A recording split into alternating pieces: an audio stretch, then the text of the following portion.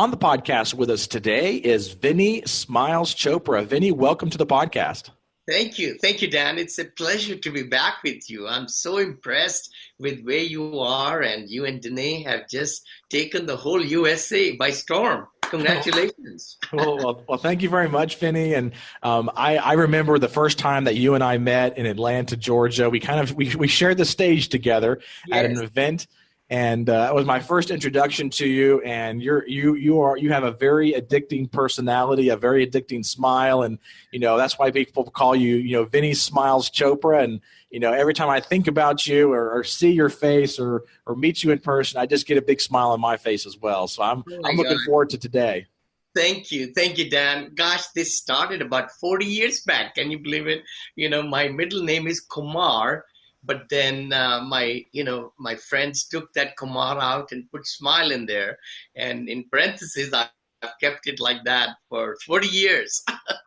Well, I can definitely tell why. And it's amazing that, your smile continues to stay, for 40 years. But, I really, if any of you who are listening have not actually met Vinney in person, if you ever have the opportunity, you should, because he definitely has a very addicting smile and addicting personality, and I enjoy being around him. And I'm looking forward to today's interview on this particular property that he acquired called Azalea Court. Talk to us a little bit first, Vinney, about your background as a syndicator and as all your experience when it comes to multifamily investing, and then we'll dive into this Azalea Court, maybe how you found the deal first.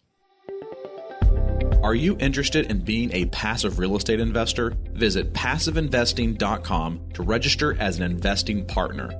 I'm Dan Handford, and our group is actively acquiring multifamily apartments with 150 units or more with a minimum value of $10 million. Visit passiveinvesting.com for details. I'm an engineer, mechanical engineer from India. I always wanted to break toys and put them together, and so I became a mechanical engineer. I don't know if that has to do, but after I worked with Larsen Toubro in Bombay, I always had a desire to become a manager, supervisor. And I thought MBA, Masters in Business Administration, will get me that. So that's when I came to this country with $7 in my pockets. That's all you could bring at that time. Majority of the people who come on student visa and so forth. And I sold Bible and encyclopedias right there outside Atlanta and Georgia, right there, Pulaski, Virginia, and Aiken, South Carolina, actually, 3 summers, and went to George Washington University. And after that, I just found that I'm more outgoing person rather than sitting behind the desk. So that's when I changed my life and closed down my engineering chapter, but went into sales and marketing and promotions as a promotional consultant with a very beautiful company. Stayed with them long time out of Tennessee, and retired from there. My stocks went way high, 67x actually. Wow. So that really helped a lot to get cash going. But we were actually investing in single family homes, by the way, over 30 years. Every time we could save money, we would just get a rental home. And we had them all over USA. What really hit me was about 2004. That's almost, 14, 15 years back now. I became broker in California. I live near San Francisco. And that's when I said, what should I do with this brokerage? Should I open a shop, a brokerage house, selling and buying homes, or is there something different? So I looked into leasing of the office spaces and a lot of other stuff. But multifamily caught my attention. This is 2004 now. And that's what changed my whole career, life, or whatever you want to say, and that's what I've been doing. I learned the business right from ground up, and then we formed a company with a partner, and it took us a long time. I mean, I want audience to know where I am today. It didn't happen overnight. We had to learn and go to boot camps and, go through coaching and training and all that to get the skills and everything to, and have the persistence, because it took us 9 to 11 months to just get our first property. So many times people feel like they could do it tonight or overnight, and I can leave a job, right away. It doesn't happen. I mean, very, very less percentage. It might happen, but not that. But that's where we started. And, we started with 14 units. A lot of people do that with duplex, fourplex, sixplex, eightplex.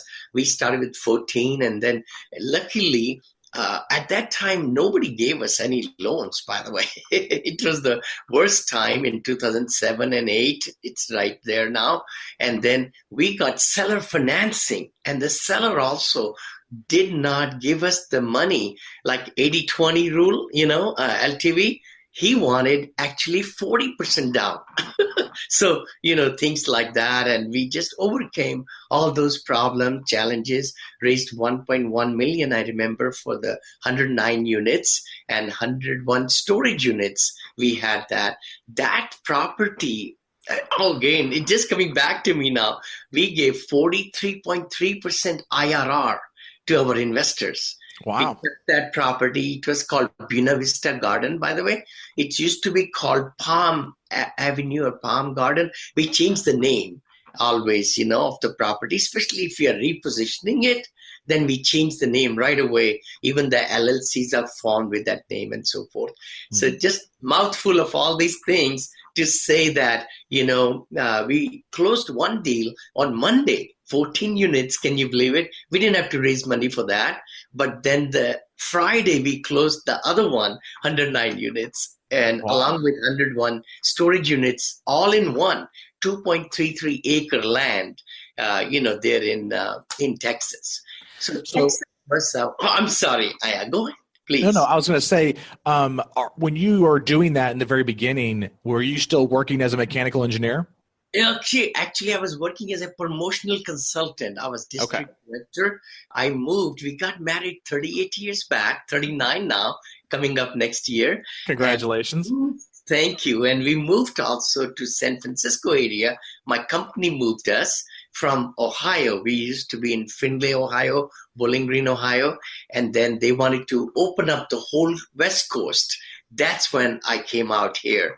And luckily, God, gave us the strength to get started, right from scratch. We were a young married couple at that time, and we have 2 children now.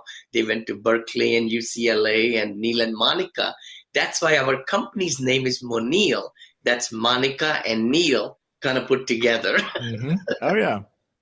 Well, I want to dive into this one, which is called Azalea Court. And this one is located in Freeport, Texas. Yes. I want you to start us off by talking to us about how you found this particular deal, and also going over some of the specifics about like the number of units, the acreages, and all that kind of stuff. Totally, Dan. Actually, I have like 5 companies now, but 2 old ones were with my partner. We did 14 syndications in that one. We have sold 12 already, full round circle. 2 more are being sold right now. But then I started a company in 2014, by the way, only 4 years back. And I bought one property, Albion, close to this property on November the 19th, by the way, of 2014. And this one I closed on December 22nd of 2014. Now, Azalea Court has a really great meaning to me, because what happened was in Angleton, Texas, is one of my other properties. This is about 15 minutes away, 15 or 20 minutes away, small town. And I looked at the emerging jobs and everything, made really sense for me to buy in Freeport. And I found another property, 154 units, I think it was. And I put an LOI on it. Later on, I found out from the broker that my partner also was seeing the same property, because we had made a decision that we are going to split up, and we're going to have our own 100% ownership companies. This was happening like in 2012, I think, or 13, something like that. So it took us a couple of years to keep on selling the other assets and then doing our own expansion of the businesses and things like that. So I found out that the seller signed both the LOIs. My price was a little bit higher, but when the broker told me that, I said, it's just not right, because if she was there, she had been going there and everything. I want to back out. I don't want to buy that property because, I just didn't want, because she got there first. I always believe in that. When even the broker brings me the property, like a pocket listing or napkin listing, I call it, I always go to the first broker, because that's where you have to have the integrity. That way you are just doing the same thing over and over. Everybody understands who you are. And that's what I've done. I bought 10 properties right around the neighborhood, by the way. Kept on buying in 2014, then 15 I bought February 22nd, I think. No, February, I forget the date now, but 2015, and then every 2, 3, 4 months I was syndicating. But let's talk to Azalea Court. What happened was I backed out of the other property, 154 units, which was much higher price and everything. Within an hour or so, I was driving in the car. The broker said, Vinney, you're not going to believe it. I just got an off-market deal, and it's a great deal. It's 156 units, more than the other one, but 16 units are burnt. I said, oh my gosh, what are you talking about? You mean totally burnt? He said, well, some of the fire happened in the top floor, and it gutted out a lot of units on the top. Some of the bottom ones are still there. So I said, how much you think? I'm just driving, right? And they said, offer $3 million only for 140 units working, and they were occupied pretty strongly, but 16 were burned. I said, okay, go for it. So they put together an LOI on my behalf. I'm in the car. They sent it to me. I signed it, DocuSign or Easy Sign, on my iPhone, and I sent it right back. And within about 45 minutes, then the sellers agreed to 3.550, 500,000 more than 3 million.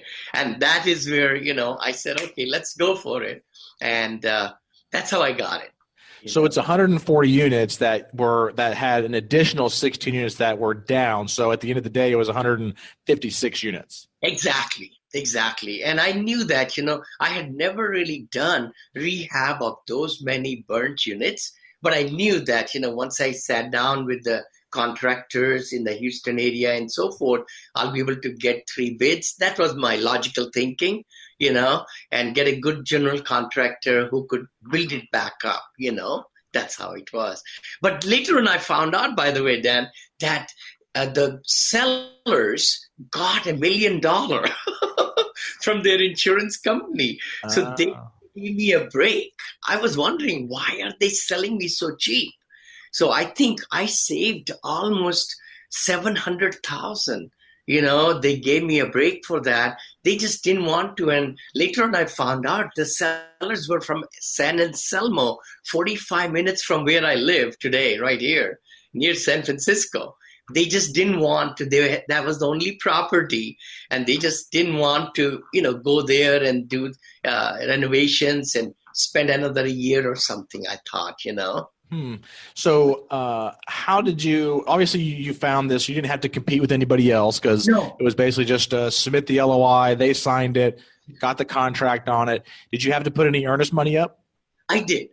Usually I put 1%, and that's the norm of the industry. It's like if it's a $3 million, you just pay $30,000. I think I paid $30,000 or $35,000 in this one because it was $3.5 million. And then I remember while we were going from LOI stage to the contract stage, usually takes 3 to 5 to 7 days, the seller wanted to increase the price to $3.6 million.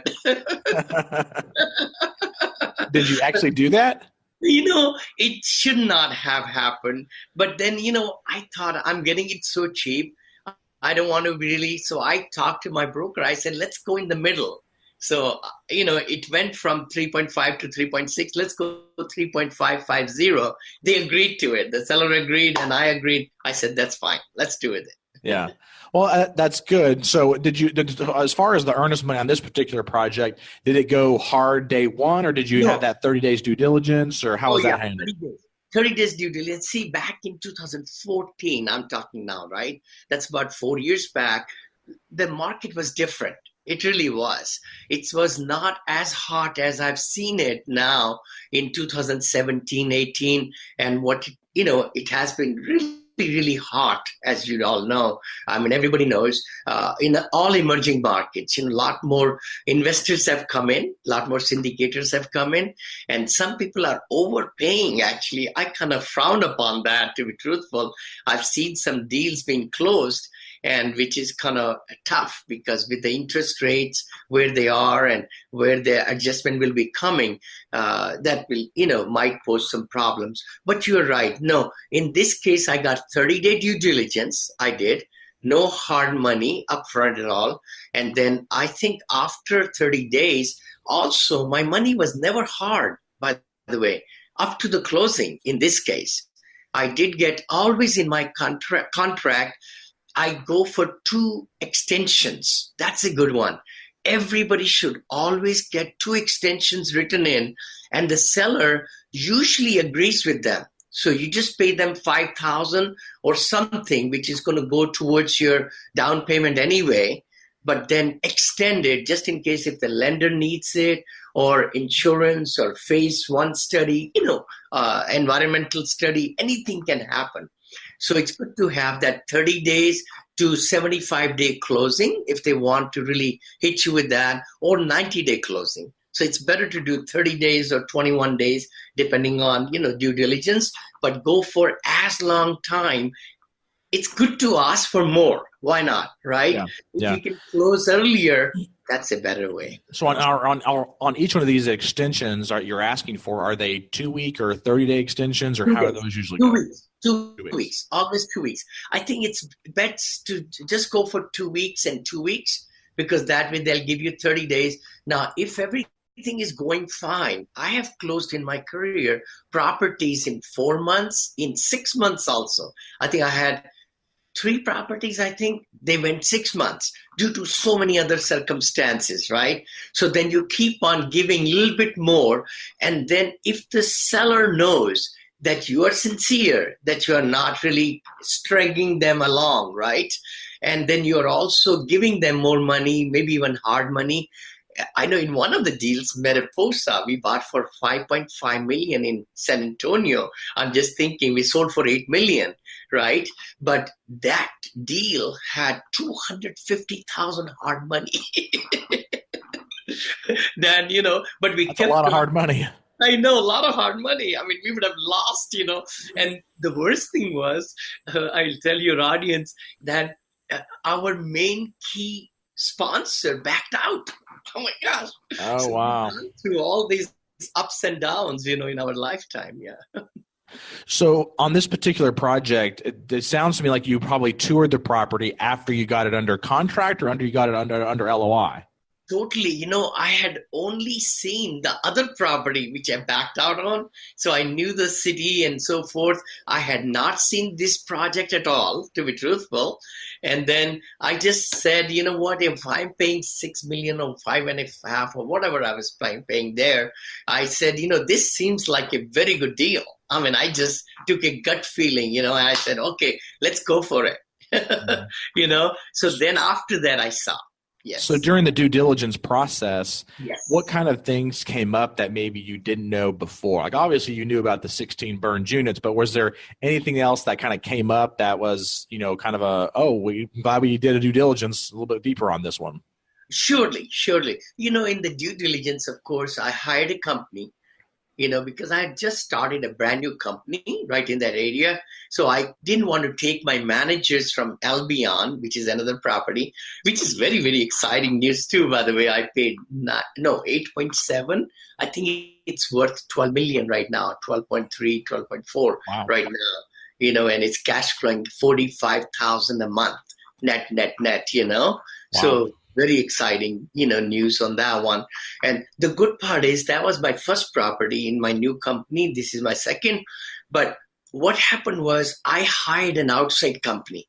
See, I always believe in looking out for good due diligence company. It's worth to pay them $30 a unit, to go into each unit, and they have all these frames and everything. They write down all the information, what's inside, how are the appliances, what's the interior look like, the cabinets, conditions, the flooring, all that, right? And this way you could get a good reading. Also, when they do the lease audit, they put that huge worksheet. I mean, every resident, where they work, who are their children's name and their company's name, and when the lease, signed up and expired, and all that deposit. So I had due diligence company locally to come out from Texas, by the way. They did my due diligence on the first one also, Albion, and then I hired them again to come to this one. And what did I find? I found that the swing pool, the scrimmage pump and all that, they were kind of clogged up, and we found interiors, of course, renovations to be done, faucets, under the balconies and all that, doing the exterior. The roof was good. That was a good thing. The seller had put a roof, or somebody they bought it from, 4 years old only, 4.5 years. So that was pitched roof, very nice, wonderful. And outside stuff, the brick was looking good, all that. I would say termite, when I did the pest control, they gave me a report, and they gave me like $2,983 or something invoice to do it. And I asked it from the seller. So it's good to have a repair letter ready. And I teach that quite a lot now, because since then I have gotten repair credit of $250,000 and $450,000 at the closing, by the way, Wow. in my other acquisitions. So it's very good idea to start building the repair list, and take a lot of pictures and put them in a Dropbox. Because that is the key. You got to back it up. If you come across certain things which are code violations or different things or like that, or hazardous, you got to start documenting them, and then start a list of repair letter items, and start talking to the seller way before the due diligence time completes. See, that's the thing. A lot of people sometimes might be feeling, I need to give it a couple of days before my 30 days. You know what I mean? But that's not correct. We need to actually give that repair letter on the 15th day even, start the dialogue. Mm-hmm. Because if the seller has a couple of days left, and if they gave you a pretty good deal, they might just not accept your repair letter, right? Mm-hmm. Then it's up to you to go ahead with the deal or cancel it out, right? Mm-hmm. Yeah, so that is a good thing. So in this case, of course, the pest control came to my mind. I remember it's been good 4 years back now. And then some more money they gave me, very little money, for some of the interior. There were some things in the bathrooms, things like that. Of course, the other thing which I wrote on this one was they promised me, the seller said, the depreciation amount of $181,000 I will get when I build the building. Wow. So see, the thing is, their insurance will only pay them so much money, but they were going to keep a portion, which was $181,000, if I remember correctly. And then my attorney, Milton Colgrove, and I showed him the whole thing. He says, Vinney, you will not see that money. Do you want this deal without seeing that $181,000? Because this might take a year or year and a half. And by that time, the seller is gone. The seller is already out. It's their insurance company. So it's very unlikely you're going to get that money. Mm-hmm. So this was a decision which was easy for me to make, to be truthful, because I thought I'm getting such a good rebate on the purchase price. So if I get $181,000 to repair my building, great. If I don't, that's okay too. Mm-hmm. So what was your initial going in capital or CapEx budget on this particular project? To be truthful in this one, wait a minute. Okay, I should look at it. I should have looked at it total. Did I raise the money to build it back? I'm sorry. I should have thought about reading it in my executive summary. Actually, I did. So I have the underwriting summary here in front of me. You do? It says that the renovation/upgrade reserve was $450,000. There we go. Is that what it was?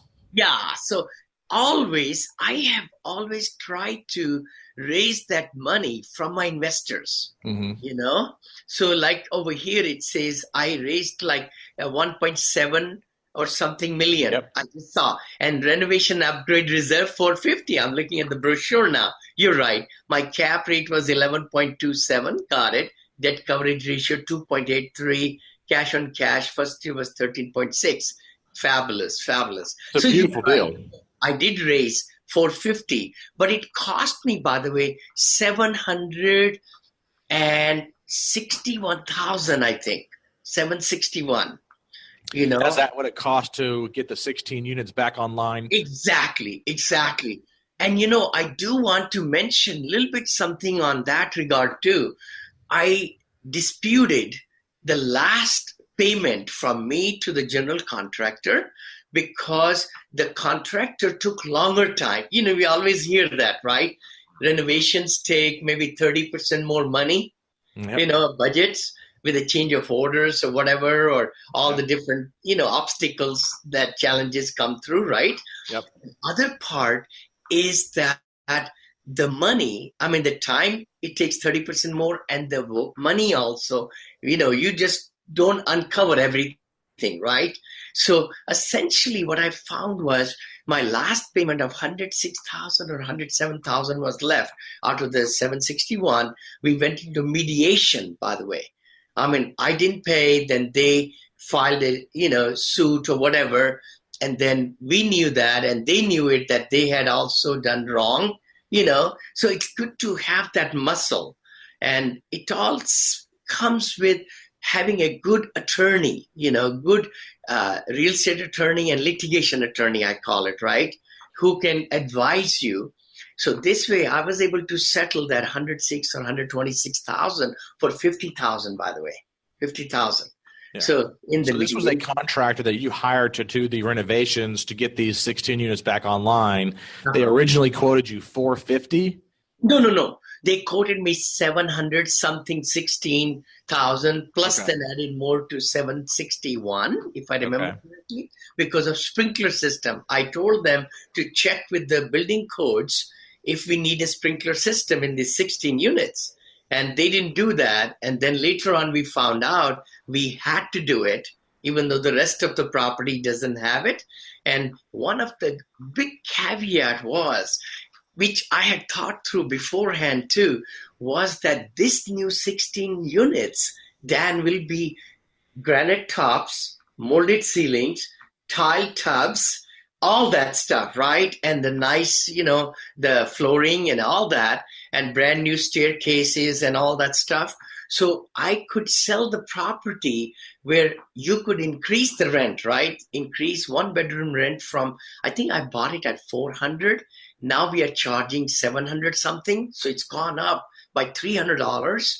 And in these newly formed units in one building, our rents are 800 something, So I was able to sell to the new purchaser because I'm selling this property now after 4 years, right? We might go into that and at a very good price, which is a good thing for the buyer to know if they renovated the rest of the 140, like this one, interior wise, with granite tops and all, that's going to increase the NOI and increase the value.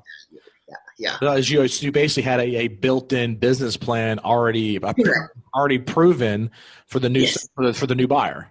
Yeah, exactly. Once you do that, which is very true. I think I'm sure a lot of your audience, they look at it. A lot of the sellers do few units and show the rent increase and kind of do it as an example. if new person came in, they'll be able to renovate also, and the market can bring that extra rent, right? Yeah. 200, 250, 300.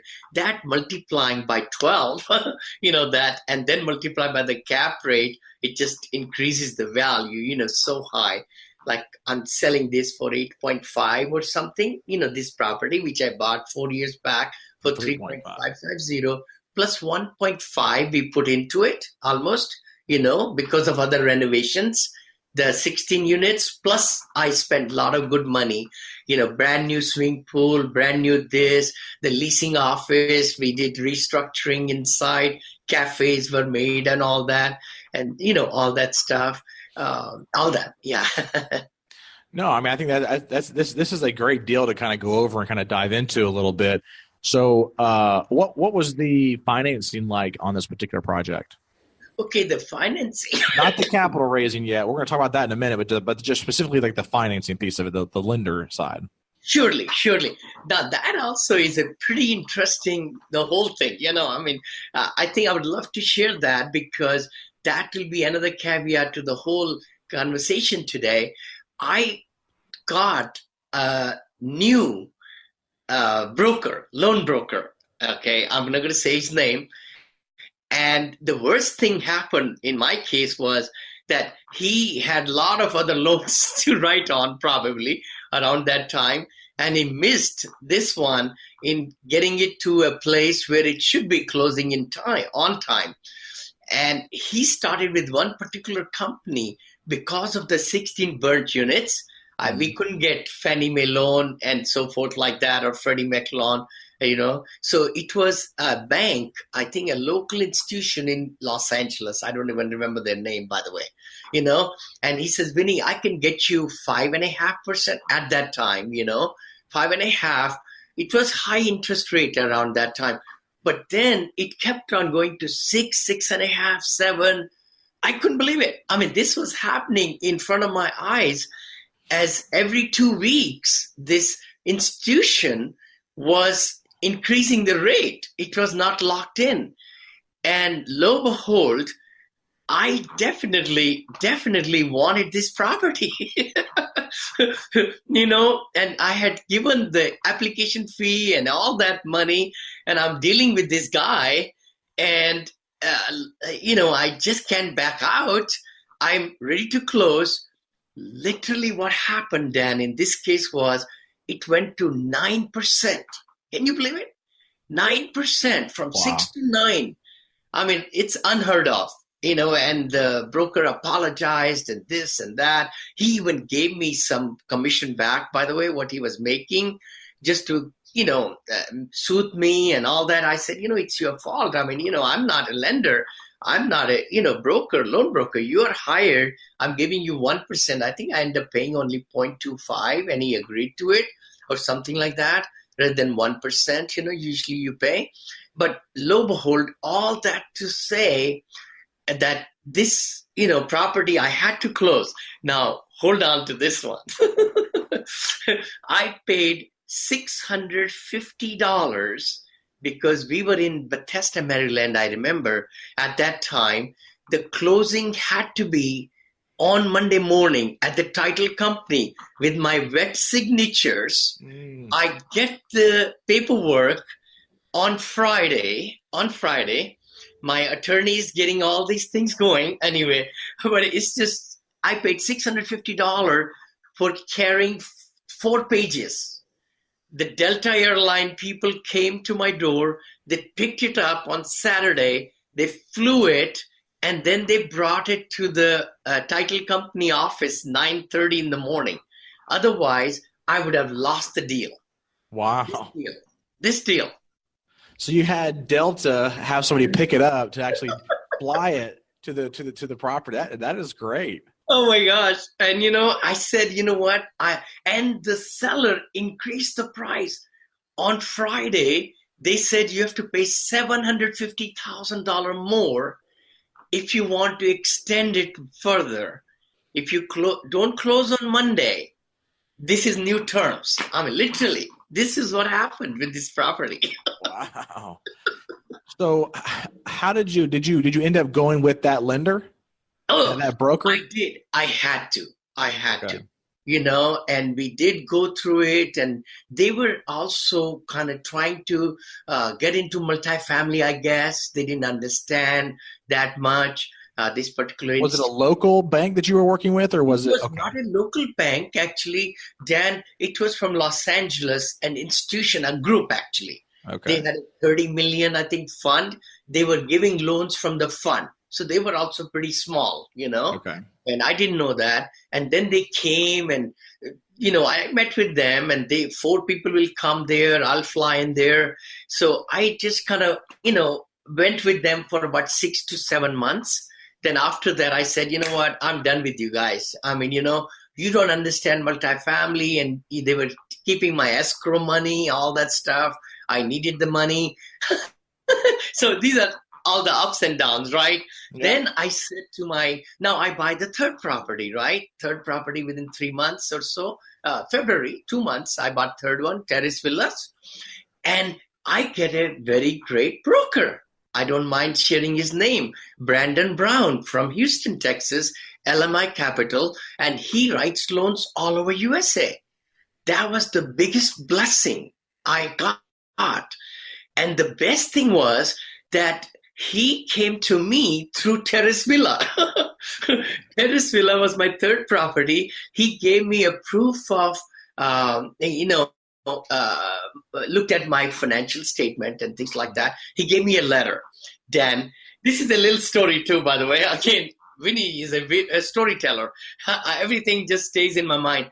So actually what happened was Fannie Mae loan gave me Albion.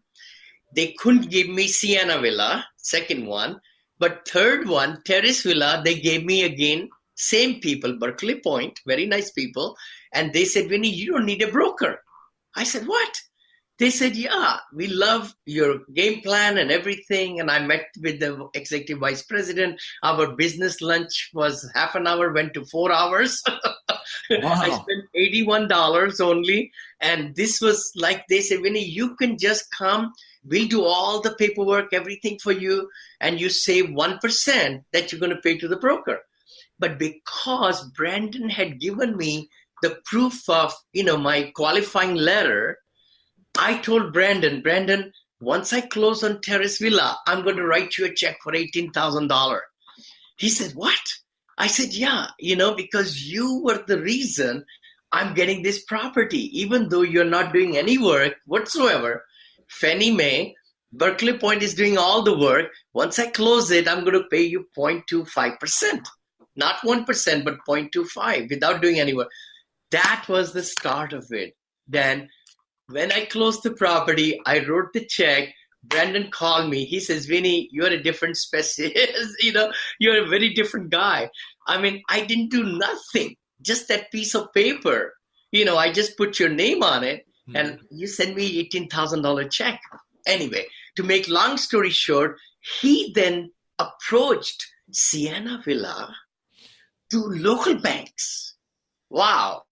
So now he's writing my story, and the renovation I've not done yet, right? That started in 2015. So he wrote the whole story, how Vinney will be building this up, and it's already improved and all that. Then the local bank gave me loan at 5%. Here it was 9% or 10% actually, when they increased it to 10 within 6 months or something. I cut it in half. Wow. So then I got a loan at 5%. Now, when you did that refi, it was basically a refi, right? Refi, so yeah. When you refied at that point, 6 to 9 months into it, were you able to pull out some of the initial capital, or was it still kind of in that renovation phase? You were just able to reduce the interest? You got it. It was to reduce the interest, and then they gave me a little bit more money also, by the way. They gave me more money as renovation budget because I needed more money. I never did a cash call on this property. I've never done it, by the way. In the last 12 years, I've never done a cash call ever in my 26 acquisitions.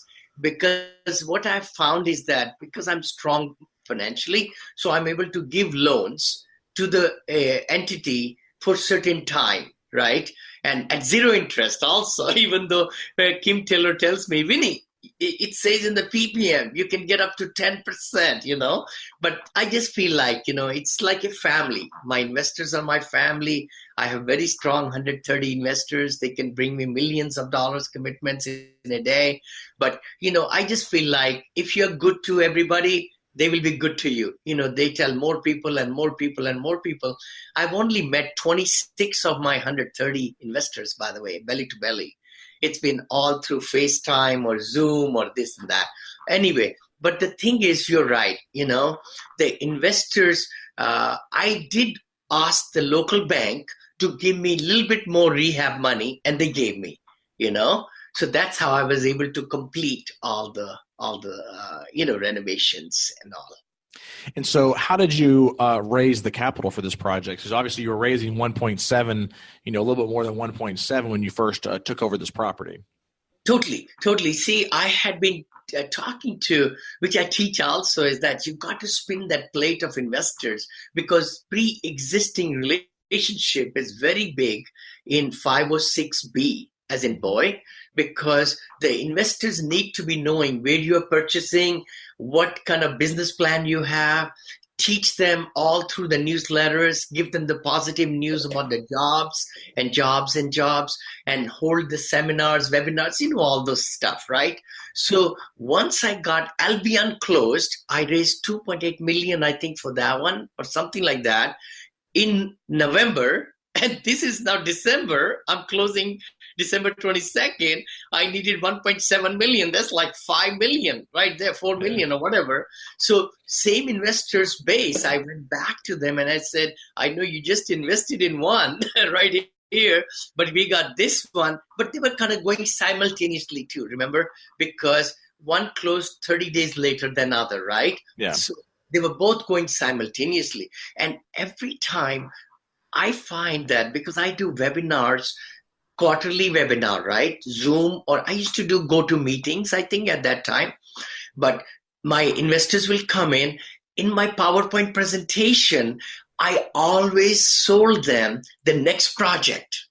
So it's good to have that built in right at the end of the presentation to thank them and show them the transparency and everything, and that they can, look for anything in the company. And then, by the way, I want to share with you this also, which is coming on the horizon. It's going to be first come, first serve basis, blah, blah, all that, And I also started giving 2% interest on their money from the day they wired the money into the bank up to the day of closing, Dan. So this was something I taught my mentor also, by the way. This was in 2010, I think, I shared with him, because I'm able to collect 98% of the money. Can you believe it? I've been collecting 98%, 96 to 95 to 98% of the commitments.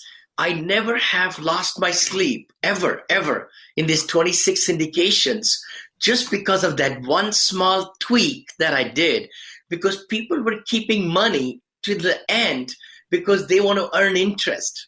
And the banks don't give you maybe, 0.15 or 2, or even CDs give you 2 if you, are doing 6 months or whatever. So I started doing it, and I tell them that as the first cash flow check will come, you will also get the interest from the day of wiring the money. That's when you're totally secure into the investment, first come, first serve basis, up to the day of closing. And then from day of closing, because mostly these were momentum plays, they were cash flowing already, right? With the 140 units and 191 units with Albion, and then 150 units, other ones and all that. So I'm able to give my investors cash flow, from the very first quarter, and that helped them a lot.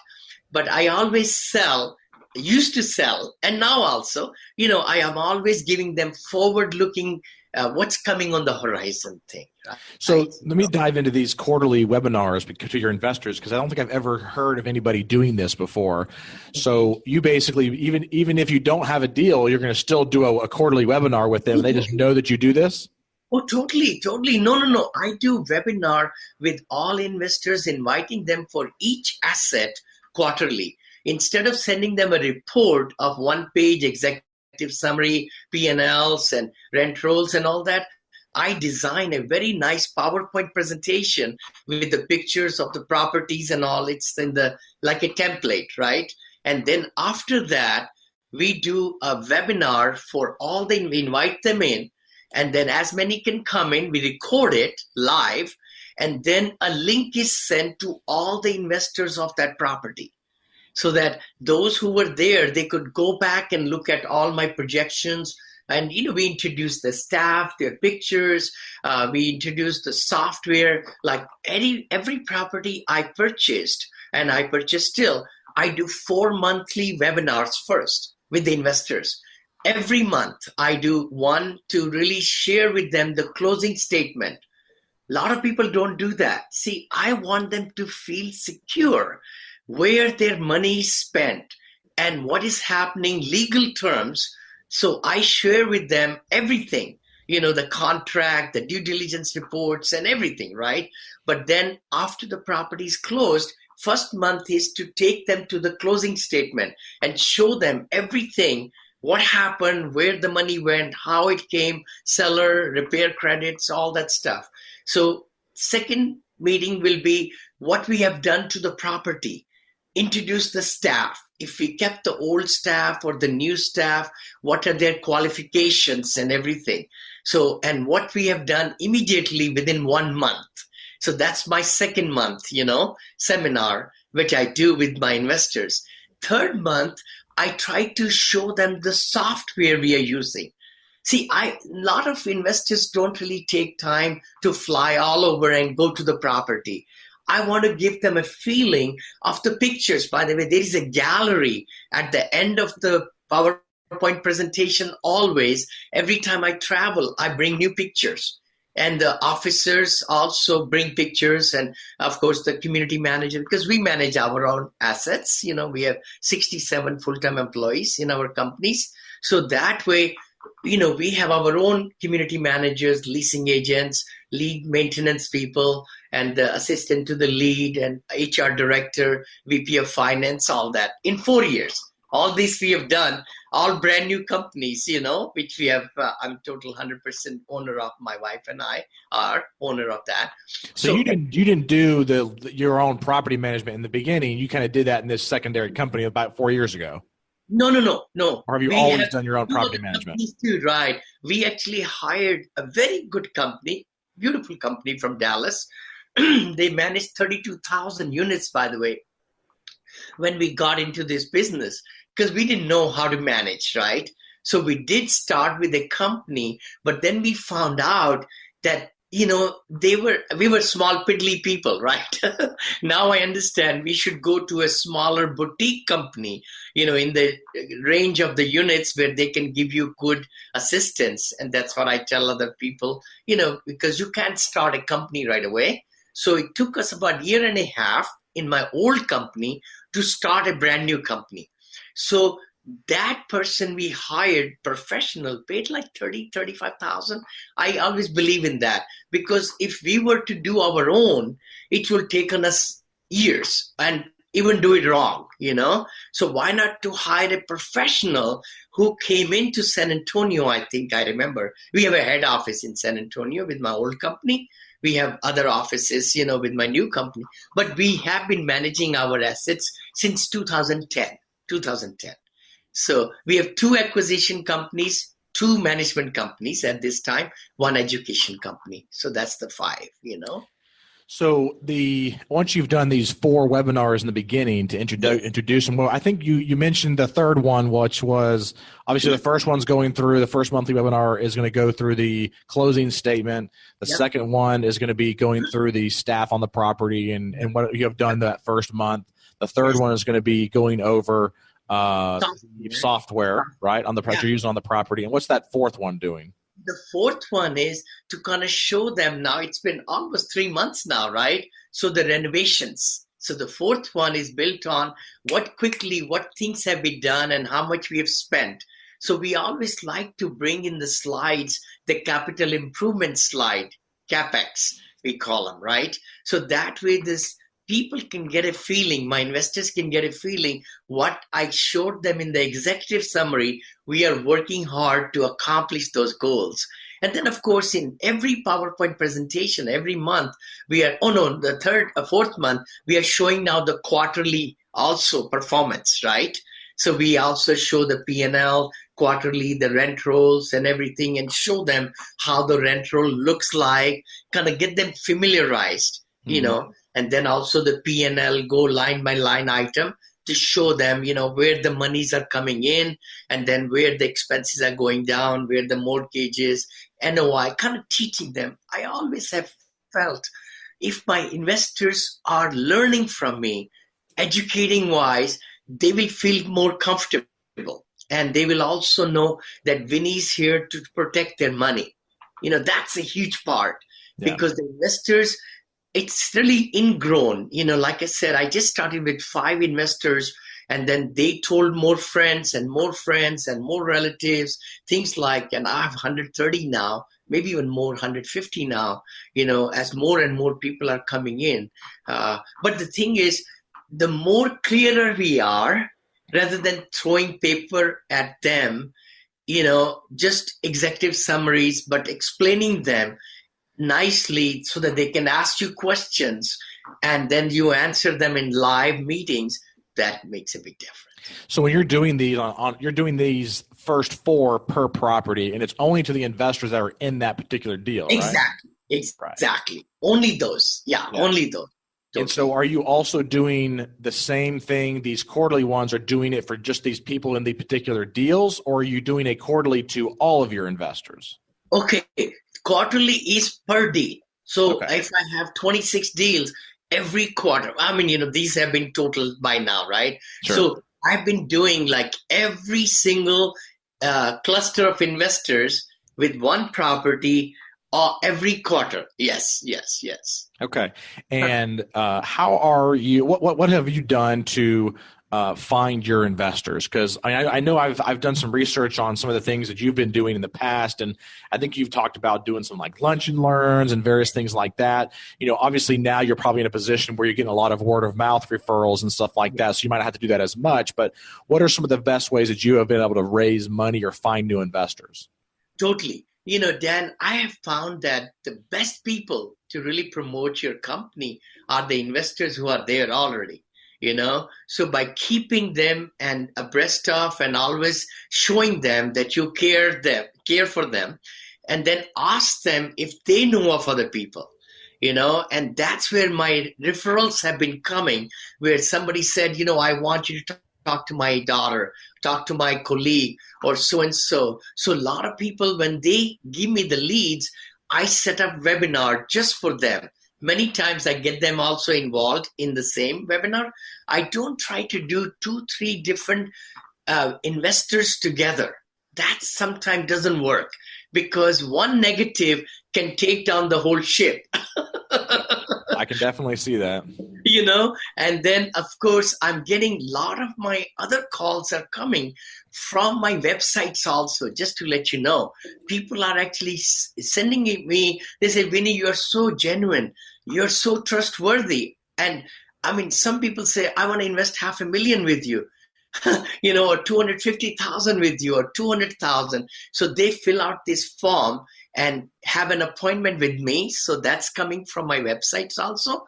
I have not done that much webinars, like live webinars in the restaurants or things like that. I haven't needed to.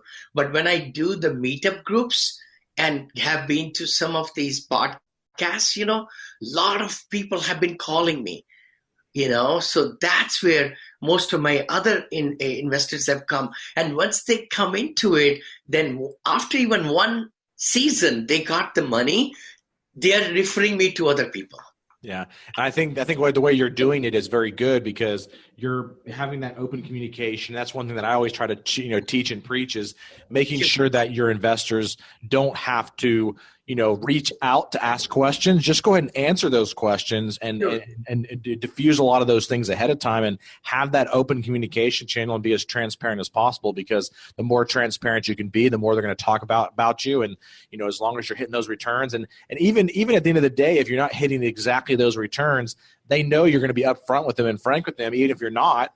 And that way they know where their money is. And as long as their capital is being preserved as much as possible and they know that you got your back, that you have their back, they like that piece of it. Surely. So true what you're saying. It's the transparency and being very honest, with them and understanding that, this is where the situation is.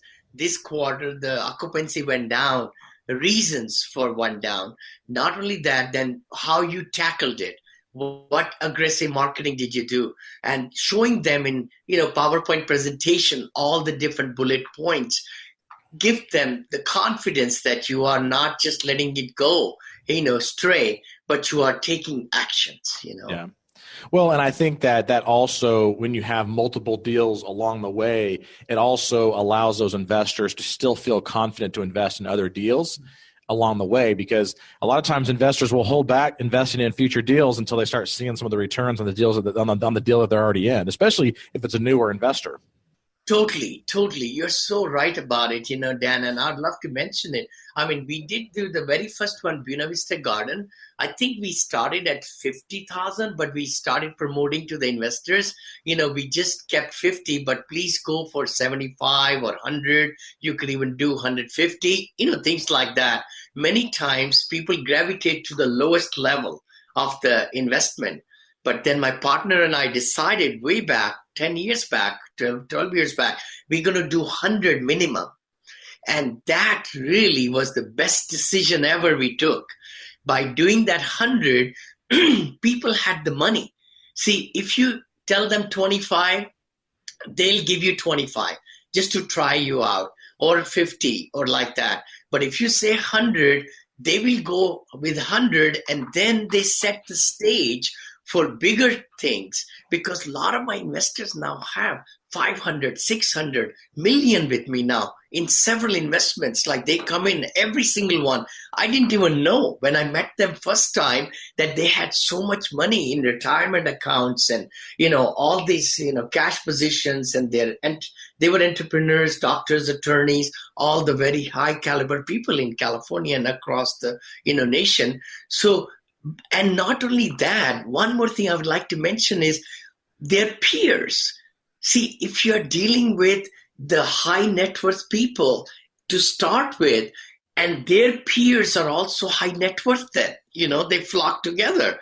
So by having that 100,000 minimum, got to 200, 250, 500, 700 now. I have some of my investors investing in my fund, 700,000, and 500,000 at a pop, So that helps a lot. Then you have less number of investors to deal with, of course. And then the, quarterly checks. We never believe in sending monthly checks, because I think people can wait for this money that they invest into the deals. They could go to the mailbox 4 times, mailbox walks and pick up 4 checks. And the quarterly checks are much bigger checks, definitely. So that makes a big impact also. They remember more. If they are monthly checks, they just use them or whatever, like that. So that's my another thinking philosophy, that let's do quarterly. And we have never written a check in our life, by the way. Never, ever. It's all through the bank, through bill pay. We just set that. I'm sure a lot of your, audience does that. And that way, once it's set up as a investor, we just calculate the, returns and drop those numbers in. They print them out and they're gone. The best thing is there is history. I love that, because if somebody said, not too many say, what was the check and this, that, but then we also use Update Capital Now. .com, which is a great software company where my investors go in and they look at their whole portfolio at a dashboard. So it shows them everywhere they've invested, how much they've invested, how much they have made up to the last quarter, everything. and they can click on all the different assets they own individually and look at all the reports and everything over there, all that. So there are several different portals. I was trying to do it in my own website, and I paid even a gentleman in Pakistan, I think, $3,000 or something like that, but he couldn't do it. He just couldn't do it as robust as I wanted to. But anyway, but this company is pretty good. I'm sure there are other companies too, but so they have one. Are you only accepting accredited investors? Okay, you know what? Now see, the accredited and sophisticated investors I've been accepting for 26 of my syndications, 26.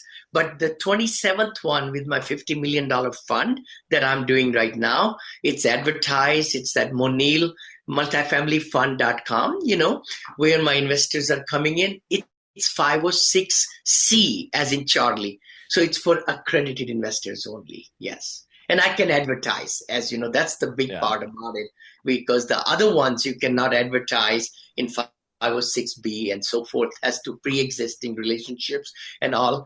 And then also, I'm glad you brought it up too, how my other investor base, see, some of my very strong investors also have so much other clout. So just like partner, we hear the term right now, you can become a partner on the GP side, right? General partner side. So that's something also I instituted way back. I think it was, 5-6 years back. I just said to myself, okay, we got, 40%. We were usually doing 60-40 because the deals were pretty strong.